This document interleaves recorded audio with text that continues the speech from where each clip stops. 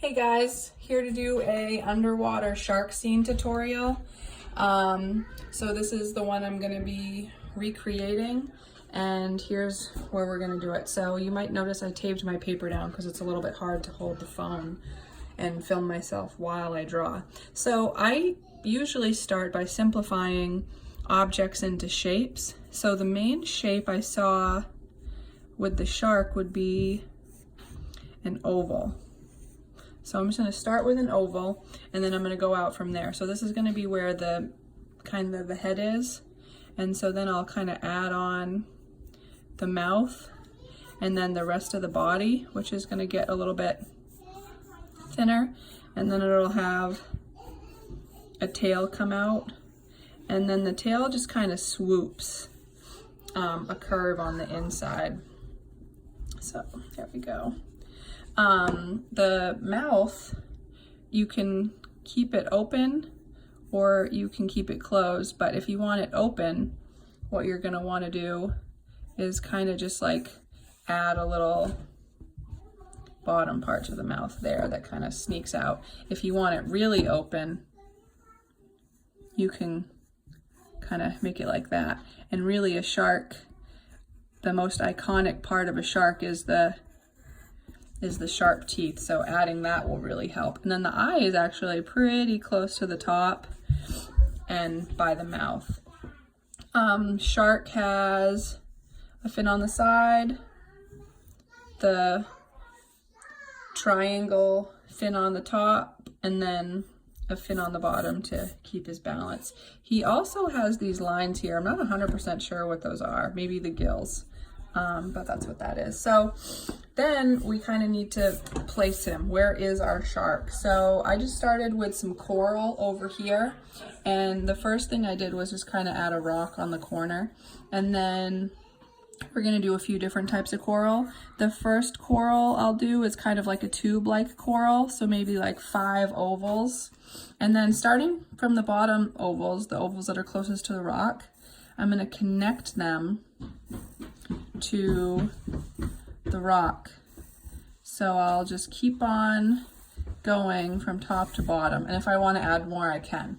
The second type of coral is a little bit similar, but I'm going to make it a little bit different. So I'll start with 3 ovals, and then I'll give them like a flower outside, just like a cloud shape, just bumps, and then I'll bring them down also.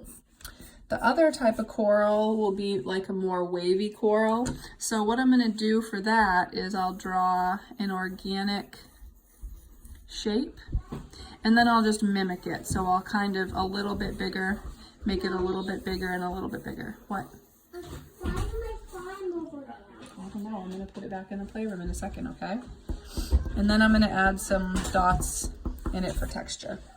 I also am going to add a starfish and a sand dollar, and those are both pretty simple shapes. The starfish will be a star that's just rounded. So if you know how to draw a star like that, you can start with that and then just trace it in a rounded way, and then erase it, erase the star inside. And then a sand dollar is a circle basically with 1, 2, 3, 4 ovals that form a cross, and then a dot in between each one. And then maybe I'll just add another rock here and kind of like a cave mountain here. I'm going to add a squid, and so for my squid what I'm going to do is a long rounded triangle with a body coming out of it, and then it's squid legs that just kind of go long and connected, and then a couple lines for texture. I'm going to make my squid so he's in front of this rock, so I'll just erase the rock that goes. Now I'm going to look at the big picture. A fancy word for the big picture is composition, and I'm really trying to find my empty spaces. So I think I'm going to add 3 fish, and I'm going to space them out. So where I'm going to put my fish, I'm going to represent where I'm going to put my fish with some ovals and circles. So that's where my 3 fish are going to go. And from each circle, what I'm going to do is I'm going to add a rounded mouth and then a tail. And the tails can really look like whatever you want them to look like. Every fish has a fin on top and a fin on bottom, and that's for balance. They also have a fin on the side, which pushes them forward, and then an eyeball. So once I have my fish and I'm happy with it, I can go in and erase the circle that I started with. So on to the next. You can make these as different or as similar as you want, but basically just a tail, a fin on the top, a fin on the bottom, these are for balance, and then a fin to help them swim, and an eyeball. This one I'm gonna make a little bit funny. So maybe like he has a huge tail and an eyeball and then like a bird-like nose. There probably aren't any fish like this, but just kind of funny here. And then I'll erase the circle that I started with.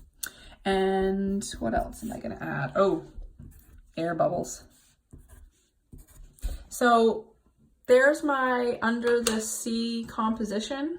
I have a little bit more cleanup erasing to do, and a really great idea for this to make it look a little bit more bold and stand out a little bit is when I'm done with my erasing is I can go in with a Sharpie marker and trace my outlines.